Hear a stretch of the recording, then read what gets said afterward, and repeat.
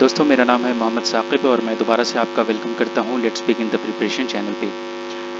जैसा कि हमने डिस्कस किया था, इसके पहले एक वीडियो अपलोड किया गया था जिसमें प्रीवियस ईयर क्वेश्चन की सीरीज़ हमने डिस्कस की थी, जो specially TGT and PGT English subject के एग्ज़ाम से रिलेटेड थी। स्पेशली बीपीएससी का जो एग्ज़ाम होने वाला है सेकेंडरी और हायर सेकेंडरी लेवल पे, उसमें आपके इंग्लिश सब्जेक्ट के लिए जो पेपर होने वाले हैं, उसके लिए ये वीडियोज़ आपके लिए काम की होने वाली हैं। तो आप में से सबसे पहले बहुत से लोग सवाल कर रहे थे कि क्या पढूं, एनसीईआरटी या फिर एससीईआरटी। तो एससीईआरटी जो बिहार बोर्ड की बीटीपीसी की टेक्स्ट बुक चलती हैं सरकारी स्कूलों में, मैं उसकी बात कर रहा हूँ। जैसा कि बीपीएससी के चेयरमैन सर ने बताया था कि आपको दोनों मतलब उनके तरफ से ये कंट्राडिक्ट था, जो उनका स्टेटमेंट था कि आपको एनसीईआरटी एंड एससीईआरटी दोनों पढ़ना पड़ेगा। यानी आप एक टीचर का लेवल उनके स्टूडेंट के लेवल से कहीं कभी भी हायर होना चाहिए। तो उस अकॉर्डिंग उन्होंने उलझा के रखा हुआ है। तो हमें, अगर हम ये सोच के चलें कि सिर्फ एससीईआरटी पढ़ें और इनकेस अगर एनसीईआरटी से भी कुछ क्वेश्चन रहेंगे, तो हमारे लिए फिर वो एग्ज़ाम हॉल में हम कुछ नहीं कर सकते सिवाय रिग्रेट के। तो मुझे पर्सनली ये बिलीव है, मुझे ये उम्मीद है कि दोनों पढ़ना बेटर रहेगा। आई थिंक पहले एससीईआरटी को कंप्लीट करें, क्योंकि ऑब्वियसली उसका जो वेटेज है या उसको जो प्रेफरेंस मिलनी चाहिए वो ज़्यादा मिलनी चाहिए, क्योंकि हम लोग गवर्नमेंट स्कूल में टीचर बनने वाले हैं। तो उसके अकॉर्डिंग मुझे ये लगता है कि पहले एससीईआरटी कंप्लीट कर लें और उसके बाद जो एनसीईआरटी के, कम से कम अगर आपके पास टाइम नहीं है, क्योंकि और भी सेक्शन है आपके सामने जो 40 नंबर के जनरल पेपर होंगे, तो एससीईआरटी पहले कंप्लीट कर लें। उसके बाद कम से कम जो है चैप्टर वाइज आप एनसीईआरटी के एमसीक्यूज़ कर लें, क्योंकि मैंने एक दो चैप्टर उठा के देखा था एनसीईआरटी के 9th और 10th क्लास की इंग्लिश का। वो काफ़ी लेंदी चैप्टर था और थॉरोली आपको स्टडी करना पड़ेगा। एनीवेज, तो बहुत सारी और भी सेक्शन है जिसमें मुझे लगता है कि रूटीन बना के पढ़ाई करना चाहिए, क्योंकि 2-2.5 महीने का टाइम बचा होगा अभी मेरे ख्याल से। और उसमें grammar, one word substitution, idioms and phrase, vocab और काफ़ी सारी चीज़ें हैं जो आपको पढ़ना है। तो टाइम का मैनेजमेंट बहुत इंपॉर्टेंट होने वाला है। तो स्पेशली आज बिना देर किए आज की वीडियो की शुरुआत करते हैं। इसके पहले हम लोगों ने देखा था कि हमने इंडियन लिटरेचर में कौन कौन से ऑथर हैं उनके कुछ सवाल किए थे, और रिस्पेक्टिवली उसमें idioms and phrase and vocab वगैरह हमने डिस्कस किए थे। उस सीरीज़ को कंटिन्यू करते हुए आज हम बात करने वाले हैं द एज ऑफ शेक्सपियर की। तो इसका पहला सवाल है, which work has been called by Shakespeare as the first year of my invention.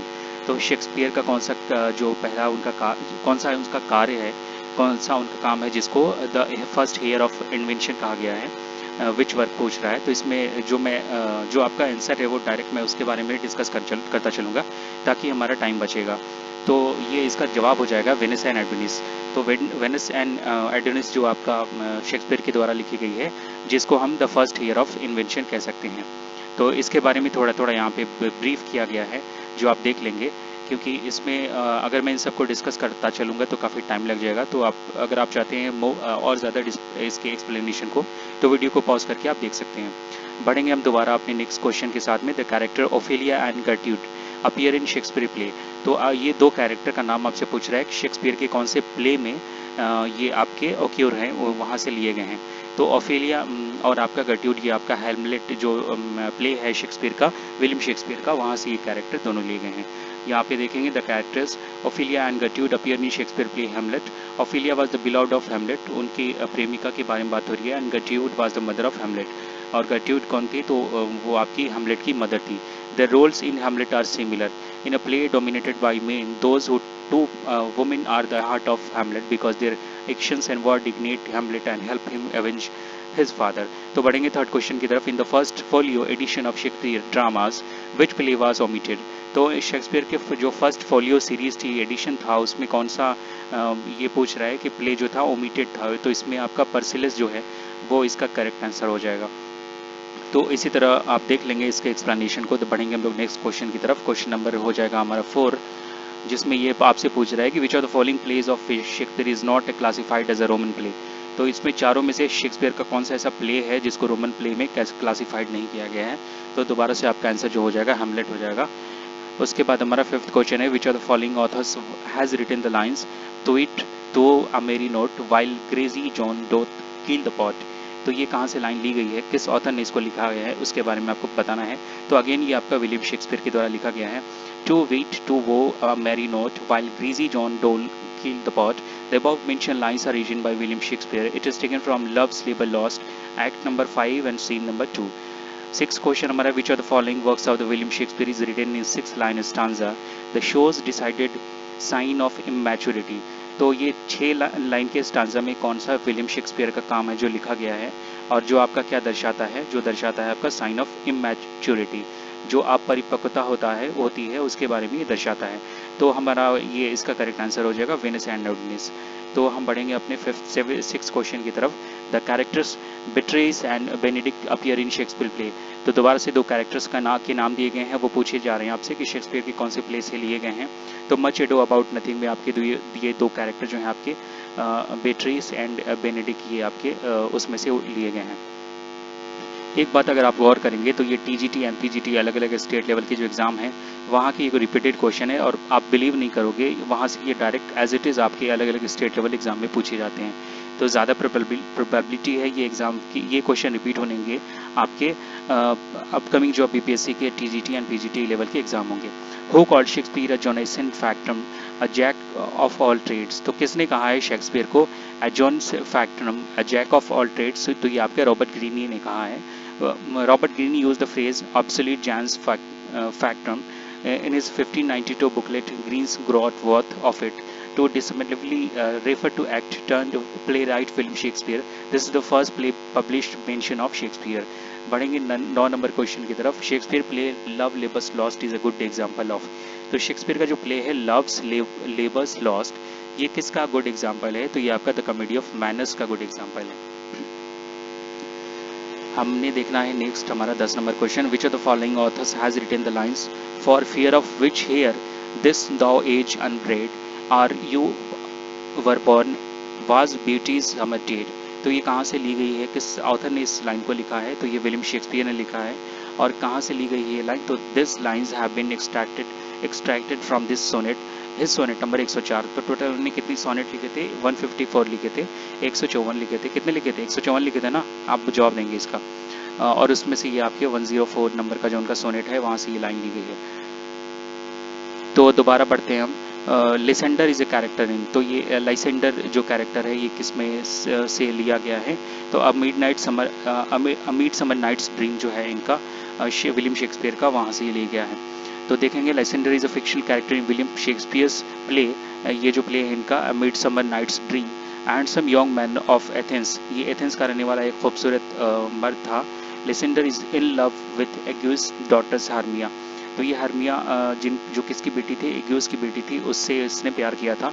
A midsummer night's dream is a comedy in 5 acts. ये 5 एक्ट्स में एक तरह की ये हास्यपद ये कॉमेडी है। रिटन अबाउट 1595 टू 96, 1595 से 96 के बीच ये इसका अनुमान है कि उस दौरान इसको लिखा गया है। और इसको पब्लिश कब किया गया था? 1600 में, in a quarto edition from the author's manuscript. Next question हमारा the first folio the first collected edition of Shakespeare plays was edited by. तो फर्स्ट फोलियो जो आपका फर्स्ट कलेक्शन था एडिशन किनका? विलियम शेक्सपियर के प्लेज का, वो किसके द्वारा एडिट किया गया था? तो इसका करेक्ट आंसर हो जाएगा हमारा 12th नंबर का। Just a minute. तो इसको बाद में देखते हैं हम लोग। यहाँ पे 18 नंबर देखेंगे आप। द इडियम्स, इसका ना मैं पिन कर दूंगा आपको जो करेक्ट आंसर होगा 12th नंबर का। The idiom at one's fingertips. तो एट वन फिंगर टिप्स ये इडियम जो है इसका मीनिंग क्या है ये आपको बताना है। तो अभी तक हमने लिटरेचर देखा था, लिटरेचर के हमने 11 क्वेश्चन भी डिस्कस किए हैं। उसके बाद हमने ये 17 क्वेश्चन इसके बारे में डिस्कस ऑलरेडी कर लिए हैं पिछले वीडियो में। अगर आपने नहीं देखी हैं तो इस वीडियो के डिस्क्रिप्शन में मैं आपको उसका लिंक डाल दूंगा, वहाँ से आप जाके उसको देख सकते हैं। तो वीडियो जो इडियम है आपका एट वंस फिंगर टिप्स, इसका मतलब क्या है? तो इसका मतलब है रेडिली अवेलेबल नॉलेज। यानी इसका मतलब क्या होता है? रेडिली अवेलेबल नॉलेज का मतलब जो एक्सेसिबल है, जो आपके लिए अवेलेबल है, आप उसको एक्सेस कर सकते हैं, उसको देख सकते हैं within one's mental grasps. For example, until we have more facts at our fingertips there is no use in speculating. तो जब तक हमारे सामने कोई फैक्ट्स नहीं होते हैं हमारे फिंगर टिप्स पे, तब तक कुछ एक्सपेक्टुलेट करने का कोई मतलब इसका नहीं बनता है। उसके बाद हम देखते हैं 19 नंबर में to take the bull of by horns. इसका मीनिंग बताना है आपको, to take the bull by horns का मतलब। तो अगर हम कोई डिफ़िकल्ट सिचुएशन फेस करते हैं, फेस है डिफ़िकल्टी बोल्टी, तो उस टाइम में हम इसको यूज़ कर सकते हैं to take the bull by horns. इसका मतलब क्या होता है इसको और बेहतर तरीके से समझते हैं। To take the bull by horns means to face a difficulty boldly. For example, it was -5 degree Celsius at the top of mountain but our soldiers took the bull of by horns and won the war. यानी -5 degree Celsius जो था वो temperature था आपका mountain पे। But उसके बावजूद भी जो हमारे सैनिक थे, जो हमारे सोल्जर थे, उन्होंने क्या किया, they took the bull by horns, यानी उन्होंने काफ़ी डिफ़िकल्ट सिचुएशन को फेस किया and they won the war, और उन्होंने क्या किया, वो जो युद्ध था, जो जंग थी, वो जीत गए। उसके बाद 20 नंबर में है the meaning of two minds matters. इसका मतलब क्या होगा, तो टू माइंड्स मैटर्स का मतलब होगा टू ग्लॉज ओवर। इसका और बेहतर तरीके से समझते हैं हम। टू माइंड्स मैटर्स का मतलब क्या होगा, to use a polite expression to indicate disapproval. अगर हम बहुत किसी को क्या करते हैं ना, किसी को अगर किसी को अगर हमसे काम है, अगर उसको हम बहुत रूडली बात को, उसके काम को मना कर देते हैं ना, यानी अगर हम डिसअप्रूवल दे देते हैं तो उसको बुरा लगता है। तो उसी चीज़ को अगर हम बहुत ही पोलाइट तरीके से डिसअप्रूव करते हैं उसके अप्रूवल को, तो उसके जगह पे हम क्या कर सकते हैं, टू माइंड्स मैटर्स का यूज़ कर सकते हैं। यानी खुले दिल से अगर किसी चीज़ को कहते हैं तो उसको हम टू माइंड्स मैटर्स कहा जाता है। 21 नंबर में the meaning of the idiom to throw up the sponge. तो इसका मतलब क्या होता है, to throw up the sponge का मतलब इनमें से कोई नहीं होता है। इसका करेक्ट आंसर जो हो जाएगा, to give up a contest, यानी कि अगर हार मान लेते हैं, टू एक्नॉलेज डिफीट, अपनी हार मान लेना, तो उसके बदले में टू थ्रो अप स्पॉन्ज का यूज़ कर सकते हैं। ये तीनों जो हैं आपके, ये इसमें से सुटेबल ऑप्शन नहीं है। 22 number in black and white means. Black and white means का मतलब क्या होता है, इन राइटिंग। अगर लिखित में कोई चीज़ मांगी जा रही है या कही जा रही है तो उसके जगह पे हम इन ब्लैक एंड वाइट का यूज़ डेफिनेटली कर सकते हैं। 21 के बाद हम देखेंगे 22 नंबर में, हमने देख लिया था, यस 22 तक देख लिया था। 23 देखेंगे, टू बकल डाउन का मतलब क्या होता है। टू बकल डाउन का मतलब होता है वर्क सीरियसली। अगर किसी काम को बहुत सीरियसनेस के साथ करते हैं तो उसकी जगह पे हम कौन सा भी ईडियम यूज़ कर सकते हैं, टू बकल डाउन। तो टू फ्रेज जो है आपका, टू बकल डाउन, इसका मतलब होता है टू स्टार्ट वर्किंग हार्ड, यानी बहुत मुश्किल, बहुत डिफ़िकल्ट, क्या कहते हैं उसको, हार्ड वर्किंग जो होते हैं, बहुत मेहनत करने वाले, उस तरह से काम को करना। वर्क सीरियसली, बहुत ही मतलब चिंता, बहुत सीरियसली, सीरियसली मतलब समझ पा रहे हैं ना, बहुत ही क्या कहते हैं उसको, एकदम डेडिकेटेड होकर के, पूरा अपना कॉशियस होकर के काम करना। तो उसकी जगह पे हम टू बकल डाउन का यूज़ कर सकते हैं। The meaning of to give a wide berth. To give a wide berth का मतलब क्या होता है, to keep one at a distance, यानी किसी से दूरी बना लेना, इसका मतलब to give a wide berth. देखिए यहाँ पे क्या दे रहा है इसका example, give Kajal a wide berth, Kajal के साथ दूरी बना लो, she is in a very bad mood, यानी काजल का मूड बहुत ख़राब है। The meaning of the idiom a broken read is. तो ब्रोकन रीड का मतलब क्या होता है, अनरियलेबल, यानी कोई अगर ऐसा रिसोर्स है जिस पे आप भरोसा नहीं कर सकते हैं, वो अनरिलायबल है आपके लिए, तो उसकी जगह पे हम अ ब्रोकन रीड का यूज़ कर सकते हैं। For example, he is totally a broken reed as a source of information, यानी अगर कोई इन्फॉर्मेशन उसको पास करो तो वो आपके लिए ब्रोकन रीड होगा, यानी अनरिलायबल है, वो जब आपकी बातों को रिवील कर देगा। सो इट्स बेटर कि उसके साथ में कोई भी ऐसी कॉन्फिडेंशियल जो डिटेल्स हैं वो शेयर ना करें। 26 देखेंगे, बिगेस्ट डिस्क्रिप्शन। इसका मतलब बियॉन्ड डिस्क्रिप्शन, यानी किसी चीज़ को हम कहते हैं ना, तारीफ का मोहताज नहीं, उसकी जगह पे हम बिगेस्ट डिस्क्रिप्शन का यूज़ कर सकते हैं। For example, it biggest description how things could have got this bad.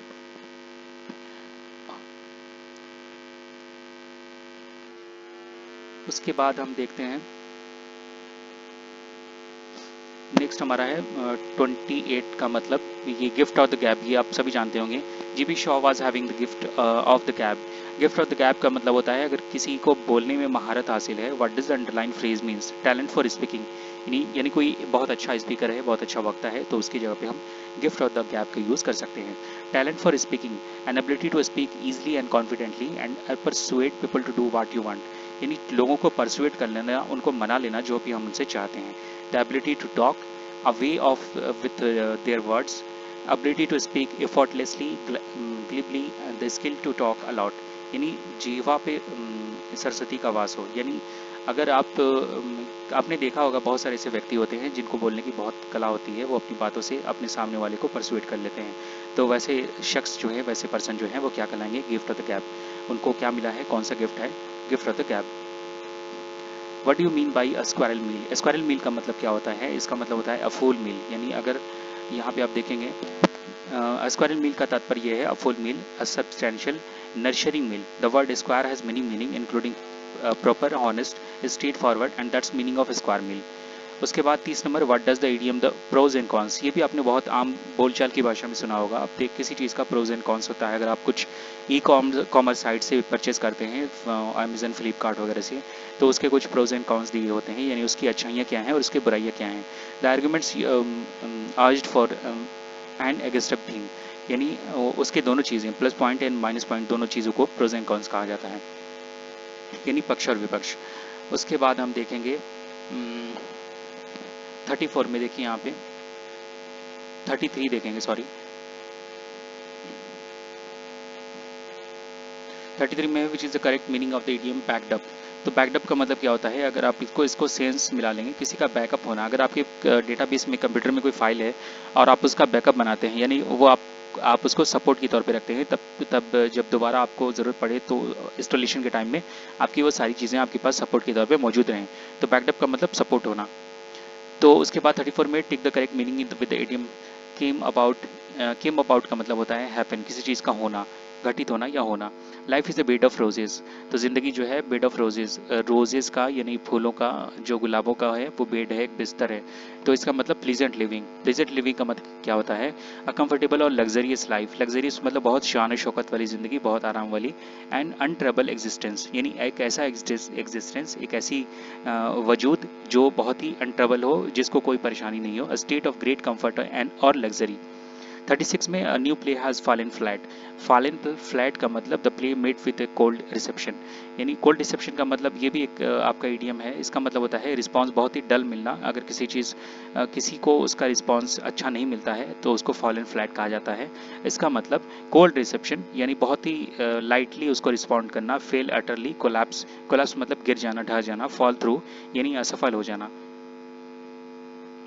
इसके बाद कुछ फिल इन द ब्लैंक्स के क्वेश्चंस हैं। The boss wanted to know dash done the job. तो बॉस ये जानना चाहते थे कि इसमें से चारों सुटेबल ऑप्शन ये इसमें how I had done the job. तो मेरे बॉस जो थे वो जानना चाहते थे कि मैंने इस काम को कैसे कर लिया अच्छे से। तो इसके में हाउ आई हैड का यूज़ करेंगे, क्योंकि हम क्या करेंगे इस पर दो, इसमें हम रूल लगाएंगे पास्ट परफेक्ट टेंस का, जिसमें हैड प्लस V3 का यूज़ किया जाएगा। सेकंड है हमारा find out the most suitable preposition from the given options. These boxes are very heavy, they are full dash books. तो ये जो बॉक्सेस हैं बहुत हेवी हैं, बहुत वजनी हैं, और उसमें क्या है, उसमें they are full of books. तो यहाँ पे ऑफ प्रीपोजिशन का यूज़ करेंगे, क्योंकि यहाँ पे प्रीपोजिशन ऑफ का यूज़ किस लिए होगा। The structure is as follows, full of something. अगर कोई चीज़ भरी हुई है किसी चीज़ से, तो my suitcase was full of books. तो उसी की जगह पे यहाँ पे they are full of books, क्योंकि यहाँ पे बॉक्स और यहाँ पे सूटकेस, यहाँ पे full of books and full of books, ये दोबारा दोनों का सेंस एग्जाम्पल के तौर पे आपको दिया गया है। Find out the most suitable preposition from the given option. The new medicine prevents the virus dash growing. Prevent from यहाँ पे यूज़ होगा, क्योंकि किसी डिजीज को अगर रोकने के लिए, रोकथाम के लिए यहाँ पे हम preposition from का यूज़ करेंगे। In the given blank, the preposition from should be used. Prevent somebody or something from doing something, that is, they took action to prevent the disease from spreading. यानी उन्होंने जो necessary action थे या precaution थे वो लिए उन्होंने, so that they could prevent from the disease. उसके बाद है we divided the property dash several parts. तो प्रॉपर्टी का डिवीजन जो होगा वो इनटू सेवरल पार्ट्स। इनटू का यूज़ कहाँ पे करेंगे हम, यहाँ पे देखेंगे आप। In the given blank, the preposition into should be used. The structure is as follows. I divided the class into 4 groups. मैंने कक्षा को 4 ग्रुप में बांट दिया। तो अगर हम किसी चीज़ को डिवाइड करते हैं तो वहाँ पे आप हमेशा ध्यान रखेंगे ये आपका फिक्स प्रीपोजिशन into का यूज़ होगा। I have not seen him dash last month। तो यहाँ पे लास्ट मंथ दे दिया है, यानी आपका जो ड्यूरेशन है, जो टाइम है ऑलरेडी दिया गया है, गिवन है, तो उसकी जगह पे सिंस का यूज़ होगा। अगर यहाँ पे लास्ट मंथ नहीं होता, सिर्फ फॉर अ मंथ होता, तो यहाँ पे हम सिंस की जगह पे कोई और ऑप्शन डाल सकते थे। In the given blank the preposition denoting the point of time since. तो यहाँ पे पॉइंट ऑफ टाइम दे रहा है सिंस का, फ्रॉम वेन, तो फ्रॉम लास्ट मंथ। तो यहाँ पे शुड बी यूज, कौन सा यूज़ करेंगे, सिंस का यूज़ करेंगे। Your behaviour does not admit that any excuses. तो एडमिट ऑफ यहाँ पे प्रीपोजिशन का यूज़ होगा। The situation was too urgent to admit of any delay. यानी सिचुएशन जो थी, हालात ऐसे अर्जेंट हो गए थे कि और डिले करना पॉसिबल नहीं था, इसका ये मतलब होगा। Find out the most suitable preposition from the given option. I broke this glass dash accident. तो ये जो ग्लास है मेरे से गलती से टूट गया, बाय मिस्टेक। तो यहाँ पे हम ग्लास बाई एक्सीडेंट करेंगे, तो ऑप्शन नंबर 20 का सुटेबल हो जाएगा। उसके बाद हम देखेंगे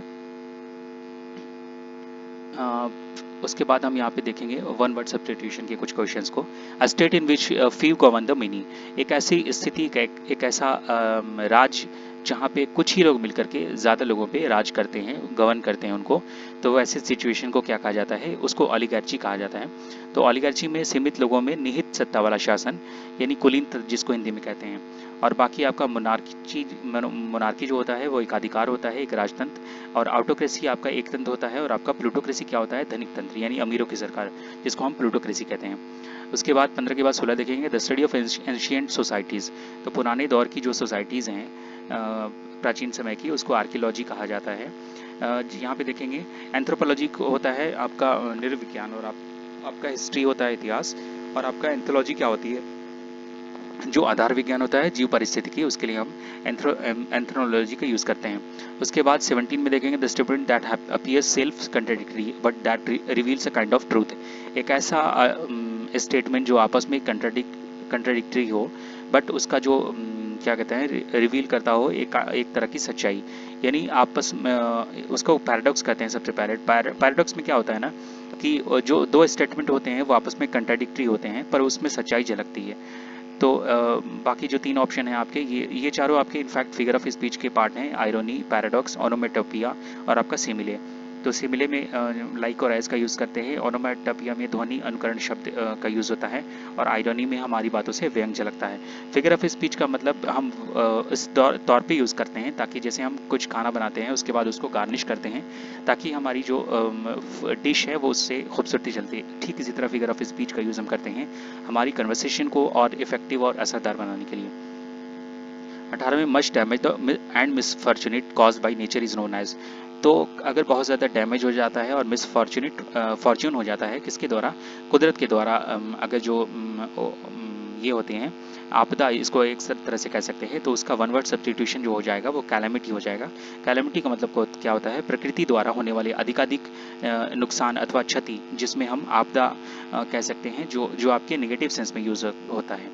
तो 18 के बाद से हमारा क्वेश्चन हो जाएगा next 19 the art of producing beautiful handwriting known as. तो इसको कैलीग्राफी कहते हैं, एक ऐसा आर्ट, एक ऐसी कला जिसमें हम बहुत खूबसूरती के साथ अपनी हैंड राइटिंग को डिस्प्ले करते हैं, जिसमें हम पेन के सहारे से बहुत ही खूबसूरत तरीके से लिखावट करते हैं, जिससे देखने वाला पे असर होता है, तो उसको हम कैलीग्राफी कहते हैं। One who abstains completely from alcohol is called. तो एक ऐसा व्यक्ति जो अल्कोहल से, जो शराब के जो वो होते हैं ना, शराब वगैरह से दूरी बना के रखता है, उसको हम टी टोटलर कहते हैं। उसके बाद condition of self government is called. एक ऐसी स्थिति जिसमें सेल्फ गवर्नमेंट होती है उसको ऑटोनॉमी कहते हैं। उसके बाद अकम्प्लिस का मतलब होता है associate in crime, partner in crime. अगर कोई आपका दोस्त कोई आपके बुरे काम में साथ दे रहा है तो उसको अकम्प्लिस कहते हैं। उसके बाद द मीनिंग ऑफ यूथैंसिया, तो इसका मतलब मर्सी किलिंग। अगर कोई एक ऐसा व्यक्ति जो असाध्य रोग से पीड़ित है, अगर उसको अपनी इच्छा से मृत्यु चाहिए तो उसकी जगह पे आपका यूथैंसिया का यूज़ हम कह सकते हैं। उसके बाद 24 nap after lunch is called. तो दोपहर के लंच की जो बाद की जो नींद होती है, नैप का मतलब नींद कहते हैं, उसको क्या कहा जाता है, सिस्टा कहा जाता है उसको।